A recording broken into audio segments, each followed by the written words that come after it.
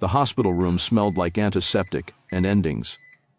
Amara Osei had been sitting in that same hard plastic chair for 3 days, her hand wrapped around her father's, her eyes moving between his face and the monitor above his bed, counting the spaces between each beep the way you count the last grains of sand in an hourglass.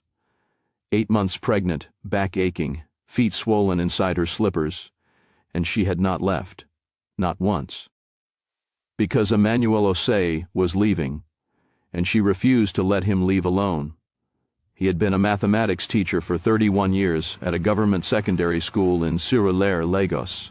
He wore the same 4 shirts in rotation, rode the danfo bus to work every morning without complaint, and ate plain iba with watery egusi 4 nights a week, like a man who had made peace with simplicity.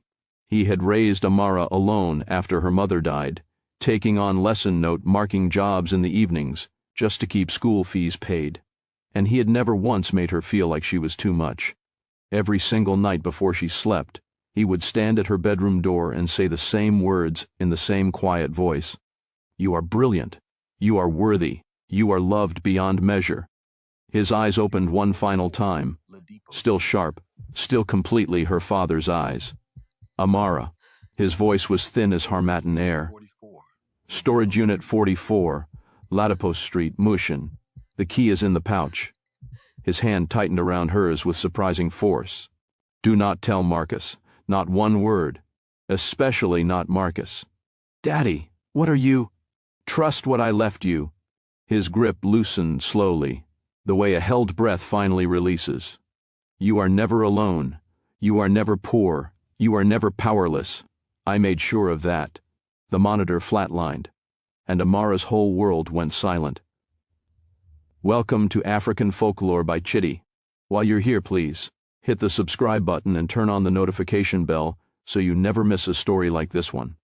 Drop a comment below and tell us where you are watching from. Now let us go back to Amara.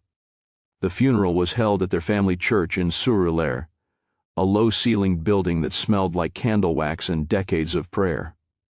26 people who genuinely knew Emmanuel Osei, former students who had traveled from Ibadan and Port Harcourt just to stand at his graveside, old neighbors from their compound on Bode Thomas Street, the Iya Alata woman from the Market Junction who wept louder than anyone and told Amara that her father had quietly paid 3 months of her stall rent the year her husband abandoned her and had never once mentioned it.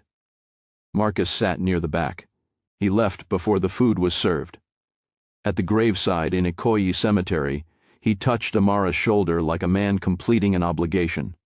"I have a meeting in Victoria Island. You will manage getting back." Then he walked to his car without turning around. Amara stood at her father's grave alone, one hand pressed flat against her belly, the worn leather key pouch pressed against her ribs beneath her blouse, and felt something shift deep inside her chest. Something quiet. Something that felt exactly like a door closing forever. 2 mornings later, Marcus was already dressed in his agbada when she came out of the bedroom, calm, almost cheerful. A white envelope sat on the kitchen table beside her prenatal vitamins. She stared at it before she touched it. She already knew what it was the way you sometimes know before knowing is possible. Divorce papers. "Sooner is better for both of us," Marcus said, adjusting his cap in the mirror without quite meeting her eyes. "The marriage has run its course. We are adults." 40 minutes later, she smelled smoke through the parlor window. She moved to the front of the house and stopped breathing entirely. Her car, the small Corolla her father had helped her buy when she got her first real job, was on fire. Not smoldering, not smoking from the engine, fully, completely, deliberately on fire. Her hospital bag was in that boot. Her father's worn Yoruba Bible was on that back seat. The envelope of ultrasound photos she had looked at every evening for 7 months was tucked in the sun visor, all of it burning. And Marcus stood across the dusty street, with a woman pressed against his side, the woman's hand threaded through his arm, both of them watching those flames climb into the Lagos afternoon like they were watching something beautiful. The woman was smiling. She was filming it on her phone. Amara walked onto the front veranda in her house slippers. Her legs gave out completely. She sat on the concrete floor, both hands wrapped around her unborn daughter, and made a sound she had never made before in her life. Not a scream, something beneath screaming. Something that only rises out of a woman when she has lost too much too fast for her body to understand that any of it is real. The key pouch slipped from her pocket onto the veranda floor beside her. She picked it up, held it. Her father's voice moved through her like current through wire. "Trust what I left you. You are never powerless."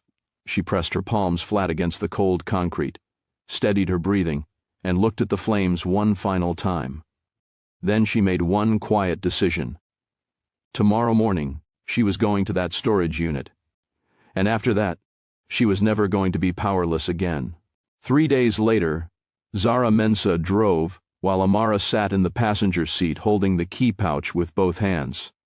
Zara had driven from Abuja the night of the fire without being asked, had held Amara through 2 rounds of stress contractions at Lagos Island General Hospital, and had said almost nothing the entire time because Zara always understood when silence was the most loving thing she could offer.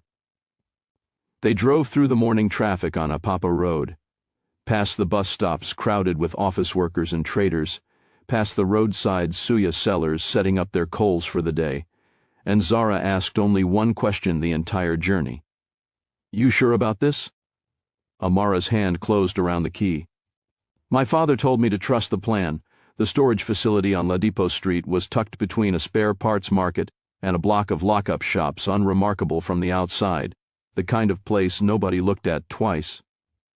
Unit 44 was climate-controlled and clean and completely unexpected for a man who had repaired his own sandals for 3 years, rather than buy new ones. One heavy fireproof cabinet inside, locked. She opened it. A single manila envelope with Amara written across the front in her father's handwriting. The same handwriting that had signed every school report, every birthday card, every small note she had found tucked inside her lunch flask growing up.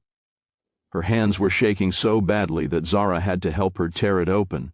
Legal documents, trust instruments, investment portfolios, company registration papers, pages and pages carrying one name through every line.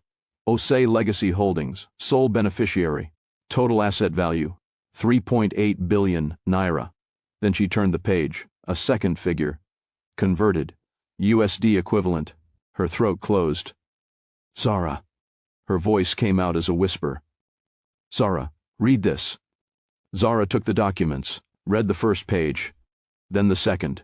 Then she set them down very carefully on the cabinet top, and turned to look at Amara with an expression Amara had never once seen on her face before. But beneath the trust documents was something else entirely. A second sealed envelope. Inside, 16 months of their joint account statements from First Bank, every single page covered in red ink annotations by a private investigator Emmanuel had hired 11 months before he died. A recurring transfer, 45,000 naira every month without variation, moved quietly from their shared account into an account registered in one name, Vanessa Cole.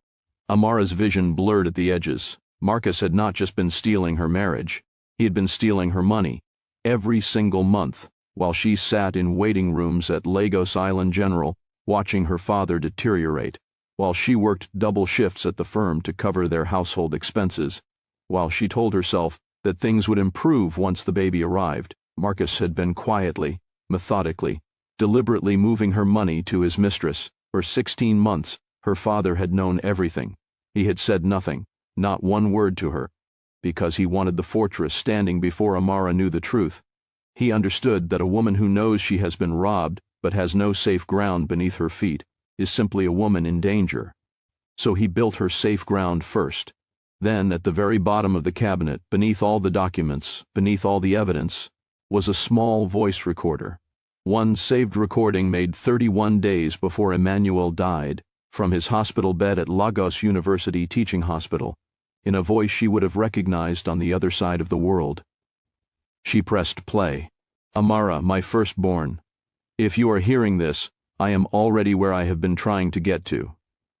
And the worst has probably already happened. But I need you to hear me say this one more time." She pressed the recorder against her chest and squeezed her eyes shut. You were never too much for me. You were never my sacrifice. You were my reason. Every danfo I boarded, every evening I spent marking lesson notes by kerosene lantern, every meal I kept simple so yours could be better. I did it because watching you become who you are was the greatest privilege of my entire life. You are Emmanuel Osei's daughter. You have his backbone and your mother's grace, and everything I built has your name on every single page. So when you are ready, and Amara, you will be ready, stand up. And remember that your daddy loved you more than all of it. Amara did not make a sound. She sat in that storage unit with her father's voice still moving through the air around her, one hand on her belly, tears falling silently onto documents that had just changed everything. And she breathed the way her father had always taught her to breathe when life got too heavy.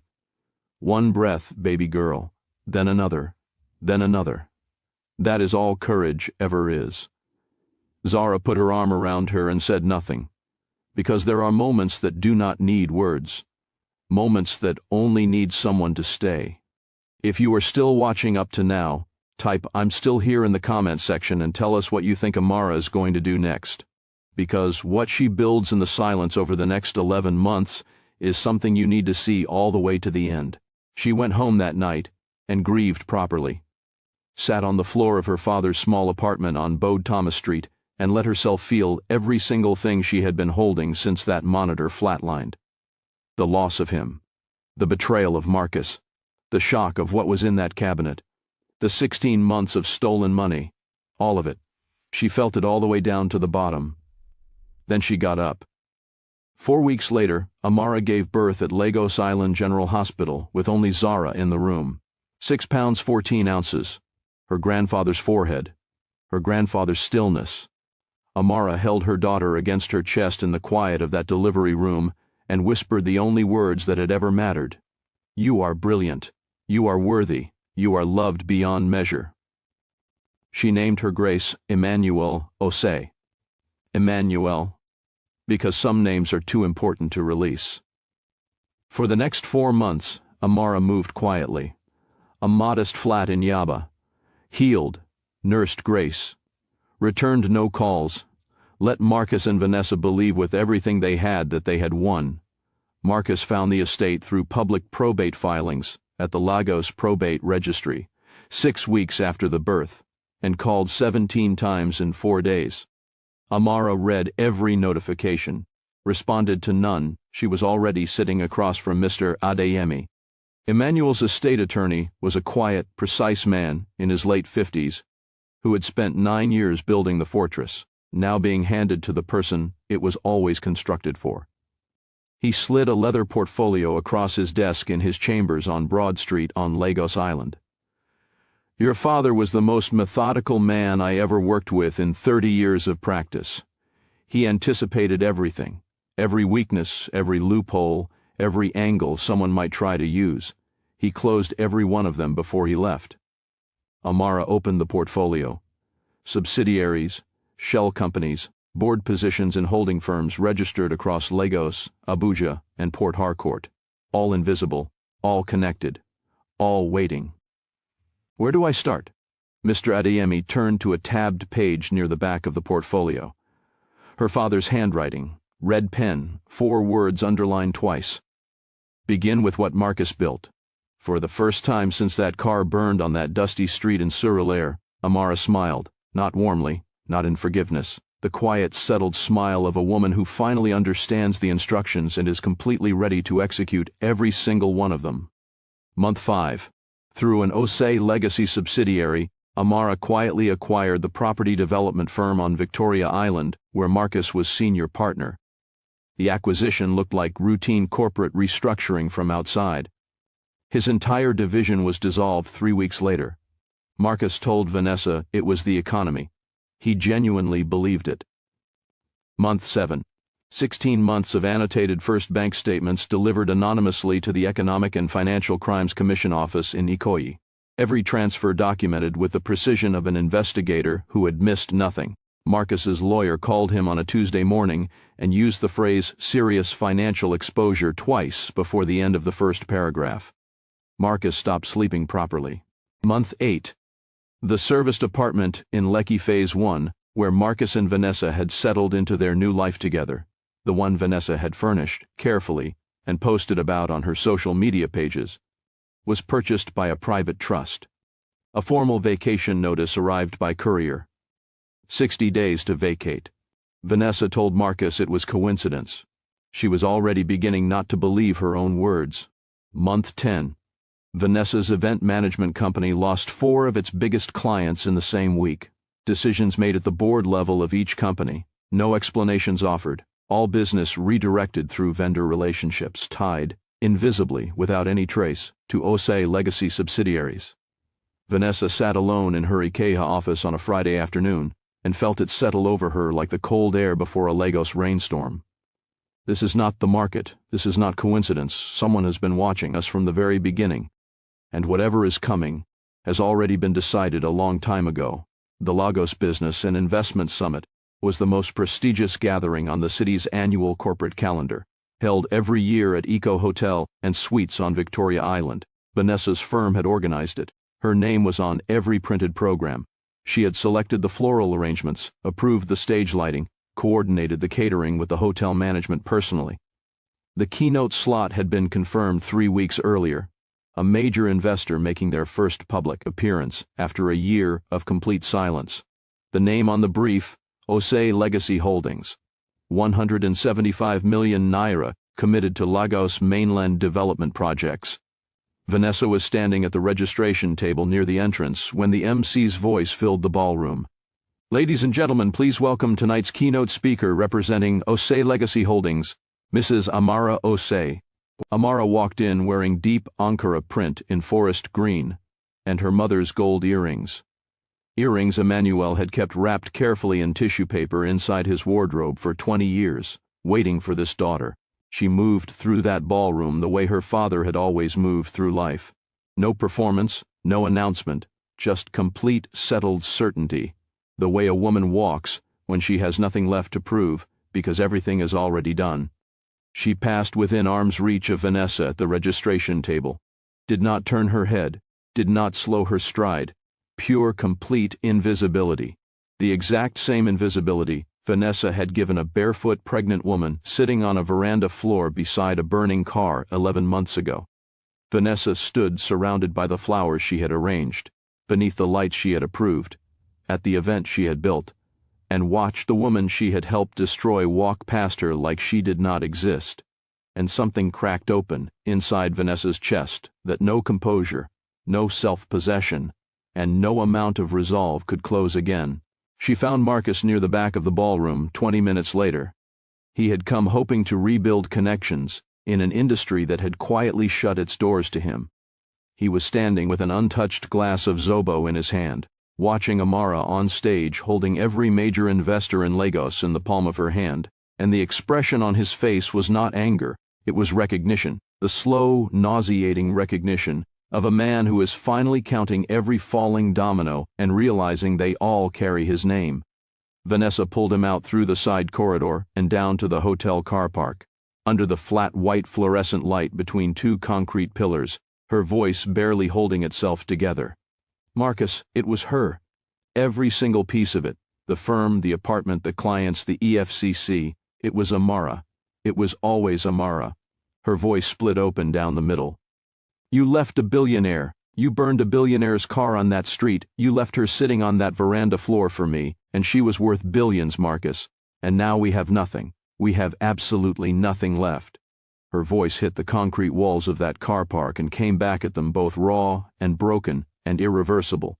What did we do? What did we do to that woman? Marcus said nothing, because there was nothing left to say. 3 days later, Mr. Adiemi's conference room on Broad Street. Both legal teams seated. Marcus arrived looking like a man who had not had a full night of sleep in 2 weeks. He opened his mouth twice and found nothing. Amara waited in silence until he stopped searching for words that did not exist. Then she reached into her bag and slid something across the polished table. Not a settlement figure, Not a legal filing, a photograph. Emmanuel Osei, on the last day of the school term before his diagnosis, standing outside his classroom at the government school in Sur-Alaire, in his ironed short-sleeved shirt, holding a piece of chalk, smiling at the camera like a man who understood exactly what mattered in this life and had always known. Marcus stared at that photograph for a long time. He knew, Amara said quietly. He knew before you did what you were going to do. And he spent the last 2 years of his life making sure you could never finish what you started. She lifted Grace from the carrier on her chest and held her daughter against her heart. The evening you stood across that road and watched my car burn, that was the evening my father's plan became unstoppable. So in a way, you are the reason all of it came together. She paused at the door. I think that would have made him laugh. She walked out. The door closed. Marcus sat alone in that room with a photograph of the man he had spent 6 years dismissing, and the specific, irreversible silence of someone who held everything in his hands and chose to let it burn. Amara drove home through Lagos at golden hour. The third mainland bridge stretched out ahead of her, the lagoon catching the last of the evening light in gold and amber and every warm color that fire can be when it is not destroying anything. Grace was asleep in the car seat. Zara was in the passenger seat with her sandals off the way she always rode, saying nothing, because Zara always knew when silence was the only right thing. Amara took the voice recorder from her bag and pressed play one final time. Her father's voice filled the car the way it had always filled every room he ever entered, quietly, completely, without needing to announce itself. Grace stirred in the back seat and made the small, soft sound of a baby who is safe and warm and perfectly at rest. Amara looked at her daughter in the rearview mirror, those still, deep eyes blinking slowly in the golden light coming off the lagoon. You are brilliant, she whispered. You are worthy. You are loved beyond measure. The same words, the same voice, the same love, passed from a father to a daughter to a granddaughter he had never held, but had already protected before she drew her first breath. That is what all of it actually looked like. Not the summit stage at Eco Hotel, not the legal fortress Mr. Adeyemi had spent 9 years building. Not Marcus sitting broken in a conference room on Broad Street, or Vanessa weeping in a hotel car park on Victoria Island. It looked like this: a mother and her daughter on the third mainland bridge, a setting Lagos sun, an old voice recorder, and a love so complete, so deliberate, so entirely undefeated, that even death could not find the edge of it. If this story moved you, if it reminded you that the people who leave you in the fire sometimes hand you the greatest gift of your life, please subscribe to African Folklore by Chiddy right now, and turn on that notification bell so you never miss a story like this one. Every week we bring you stories of real love, real betrayal, real strength, and real justice told through the heart of Africa. Stories that will break you open and put you back together stronger than before. Hit that like button if this story touched you. And before you go, drop a comment below and tell me, have you ever been protected by someone who loved you more than you ever knew? Have you ever walked through the fire and come out the other side? Tell me about them. Honor them right here in this comment section. Because every single story here matters. This one was for Emmanuel. And for every parent who ever loved their child enough to protect them even from beyond the grave.